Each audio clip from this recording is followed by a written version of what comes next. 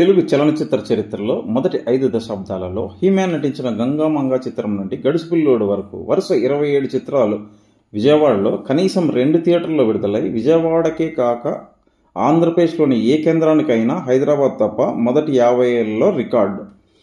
He-Man నటించిన ఖైదీబాబాయ్ చిత్రం నుండి గడుసుపిల్లోడు వరకు వరుస 25 చిత్రాలు విశాఖపట్నంలో కనీసం 2 థియేటర్లలో విడుదలై విశాఖపట్నం మొదటి 50 ఏళ్ల తెలుగు చలనచిత్ర చరిత్రకే రికార్డు.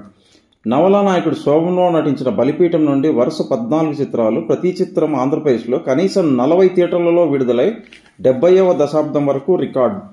1973లో జీవన తరంగాలు చిత్రం నుండి 1981లో జగమండి వరకు హీమ్యాన్ 59 చిత్రాల్లో నటించగా 59 చిత్రాలు, ప్రతి చిత్రం ఆంధ్రప్రదేశ్లో కనీసం ఏదో ఒక కేంద్రంలో డేట్ తిరిగిన చరిత్ర హీమ్యాన్కు మాత్రమే ఉంది.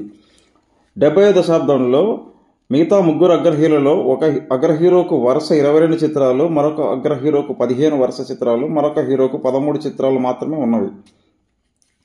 తెలుగు చలనచిత్ర చరిత్రలో మొదటి 50 ఏళ్లలో వరుసగా విడుదలైన 51 చిత్రాలు మొదటి వారం కనీసం 10 లక్షలు వసూలు చేసి రికార్డు సృష్టించిన ఏకైక హీరో హీమ్యాన్ మాత్రమే. 1973 నవంబర్ 9 నాడు విడుదలైన డాక్టర్ బాబు నుండి 1980 డిసెంబర్ 5 నాడు విడుదలైన మానవుడు మహనీయుడు వరకు